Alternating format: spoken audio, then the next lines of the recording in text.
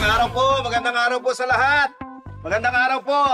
Ako po si Detective Santos at ito si SPO1 Cruz. Nandito po kami para mag-imbestiga dun sa nangyaring krimen dito kahapon. Alam niyo naman siguro na may nangyaring krimen dito kahapon, di ba? Opo.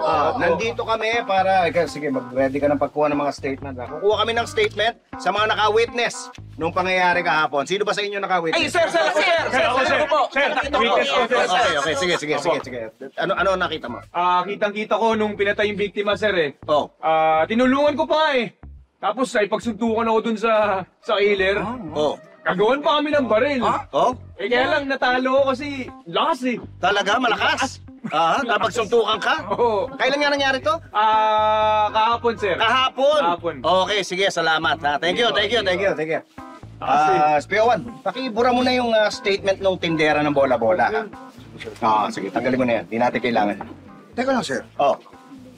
Paano nyo naman nalaman na tindero siya ng bola-bola? Di ba tinanong ko kung kailan nangyari yung krimen? Sabi niya, kahapon daw. Kanina lang nangyari. Binobola lang tayo to. Tindero ng bola-bola to. Ha? Okay, sige. Sino pa? Ikaw, miss. Ano nangyari? Ganito po kasi ang mga nangyari, no, sir? Umaga, inaayos ko yung paninda ko. Tapos, may lumapis sa akin lalaki. Lalaki? Naghahanap po ng tindahan na yosin. Okay. Tulungan ko naman siya, wala mang problema eh. Bigla po may dumating pong babae. Tapos nagkasagutan sila. Kainitan sila ng sagutan talaga. Hindi ko po mapigilan talaga. Opo. Lalaki, tsaka babae. Teka, ang sinasabi mo ba babae yung killer? Hindi po, mag-asawa po siya sabi ko. Mag-asawa na? Nalito na ako kasi naman pinakatulog siya. Ayun. Tapos yung lola, naghahanap siya. Saan ba may ice cream? Tapos kasama niya apo niya, umiiyak kasi siguro nainita, naghahanap ng ice cream. Ayun, tapos... Miss, okay na. Okay na, salamat na lang, ha? Hindi, okay na. Salamat. Okay na, sige. Pwede na kayong mag-relax, ha? Okay, thank you. You're welcome. Okay, sige. Paki-strike out mo na rin yung statement nung tindera nung halo-halo. Okay, sir. Okay, sige. Teka, sir. Paano nyo naman nalaman na tindero to ng halo-halo? Hindi mananig yung kwento tungkol sa mag-asawa. Tapos sa lola, may ice. Nagkahalo-halo na yung kwento. Tindera ng halo-halo yan. Okay? Sige, magkana pa tayo. Meron pa bang Sir, nakita ko po, sir. Miss, ikaw muna. Alam ko po, nakita ko po yung krimen. Nakita mo yung krimen? Yes po, yes. Ano nangyari? Ito po, nagsimula na gumising ako kaninang umaga. Ang ganda ng aking gising dahil mahaba ang aking tulog kagabi. Kaya punong-puno ng pag-asa na isa na namang araw ang aking kakaharapin.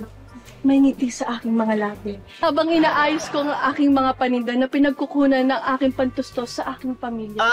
Okay. Miss, salamat. Kumusta na sa pamilya mo, ha? Okay na. Maraming salamat, ha? Thank you. Strike out mo na rin itong statement nitong tindera ng palabok. Okay, sir. Sige. Tatanong mo na naman kung paano ko nalaman na tindera ng palabok to. Hindi ba narinig yung kwento? Ay, dumiretso doon sa kwento mismo eh. Dami pang palabok. Kaya tindera ng palabok to. Okay, sige. Sino ba? Sir, nakita ko. Ikaw. Sir, grabe yung krimen, sir. Nagkalat yung mga laman loob. Nagtalsikan yung mga dugo. Tapos grabe, sir. Tapos, ay naku po, grabe din po ba? Okay. Sige. Salamat. Balik ka na. Hindi pa Okay na. sir. Hindi, balik ka na sa pwesto mo. Balik ka na. Sige. Tanggalin mo na rin yung statement ng tindero ng dinuguan, ha? Teka. Kaya sa tindero ng dinuguan dahil masyadong madugo yung kwento niya, sir, no? Mismo. Diba, natututo ka na. Okay. Meron pa bang magbibigay ng statement? Ha? Wala na? Okay. Sige. Palagay ko, alam ko na kung sino ang killer. Eto. Dali sa presinto to. Sir? Sir? Sagit lang po, wala akong kinalaman sa bata. Yan, sir. Anong wala? Lahat ng nagtitinda dito may kwento. Tindero ka dito, di ba? Opo. Ba't di ka kumikibo? Sir, wala akong may kukwento eh. Bakit nga? Ubus po yung tinda ko eh.